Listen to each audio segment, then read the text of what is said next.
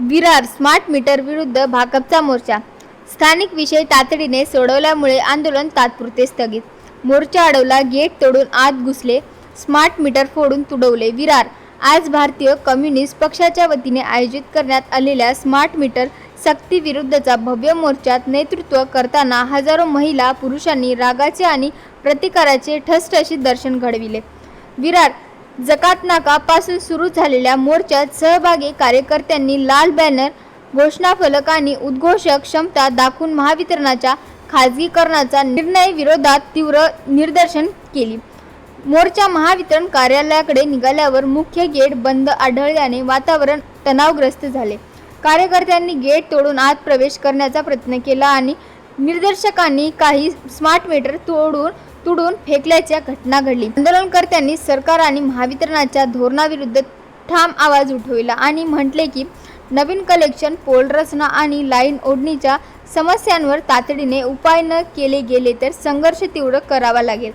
आंदोलनाचे नेतृत्व करताना पुढील कॉम्रेड उपस्थित होते: comrade Aniruddha Mehar taluka secretary, comrade Ankush Kharpate secretary, comrade Sita Jadhav secretary, comrade Sunil Patil जिल्हा सेक्रेटरी, कॉम्रेड शेरू वाघ जिल्हा कौन्सिल सदस्य आणि इतर अनेक कार्यकर्ते जसे की comrade Parvati Padekar, comrade Anish Bhuyal, comrade Santosh Patole, comrade Sandeep Kalagande, comrade Suchita Chavan, comrade Swati Gharat, comrade Nidhi Patil, comrade Kavita Bhoir, comrade Ashwini Samare, comrade Ankita Patil, comrade Chhaya Kharpade, comrade Aarti Wangad, comrade Yogita Patil, comrade Rohit Chaurasia, comrade Gurunath मुकणे आणि कॉम्रेड चंद्रकांत पवार कार्यकर्त्यांनी मोर्चातून प्रशासनाला आणि महावितरणाला स्पष्ट इशारा दिला की हा संघर्ष फक्त स्मार्ट मीटर विरुद्ध नाही तर वीज सेवांच्या खाजगीकरणाविरुद्ध आणि लोकांच्या मूलभूत हक्कांच्या रक्षणासाठी आहे।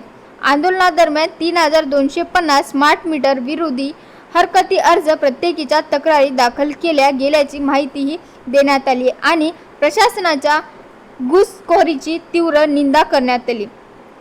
तथापि स्थानिक प्रशासकीय अधिकाऱ्यांशी आणि महावितरणाच्या प्रतिनिधींशी चर्चेत काही स्थानिक तातडीने प्रश्न त्वरित सोडण्यात आल्याने मोर्चाचे आयोजकांनी हा आंदोलन तात्पुरते स्थगित करण्याचा निर्णय घेतला। कॉम्रेडांनी सांगितले की संबंधित तक्रारींवर लवकरात लवकर कारवाई आणि ठोस आश्वासन मिळाल्याने ते लोकशाही प्रक्रियेवर विश्वास ठेवत आहेत, पण जर दिलेल्या मुद्द्यांवर पूर्ण व स्पष्ट तोडगा निघाला नाही तर संघर्ष पुन्हा सुरू केला जाईल।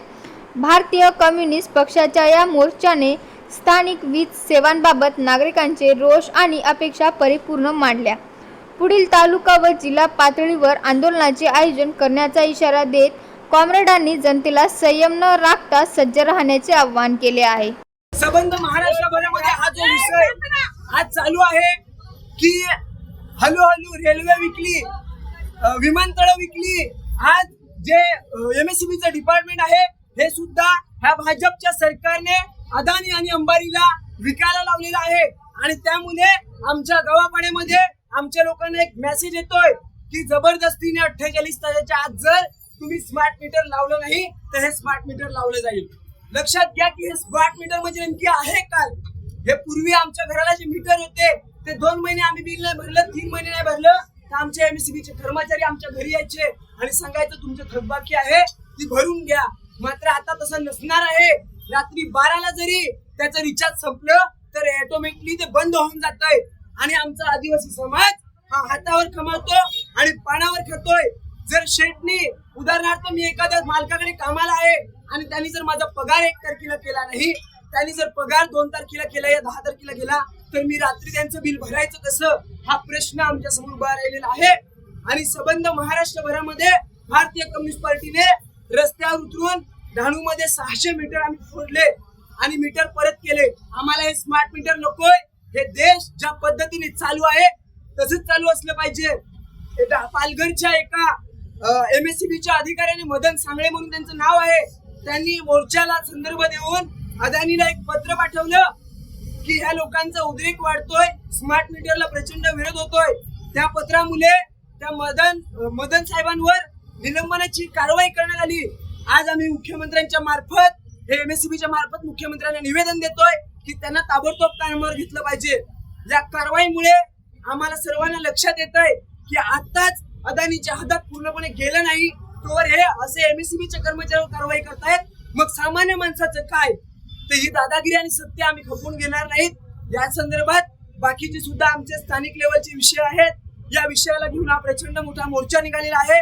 एमएससीबी प्रशासनाचा आम्ही इथे निषेध करतोय. आम्हाला हम लोगों को यहाँ पर रास्ते पे रुकाया गया. यहाँ आंदोलन लेके आप क्यों आए हैं, क्या विषय? हमारी स्थानिक मांगे हैं कि हमारे गांव पाड़े में आजादी के 78 साल बाद भी अभी तक लाइट नहीं पहुंची है.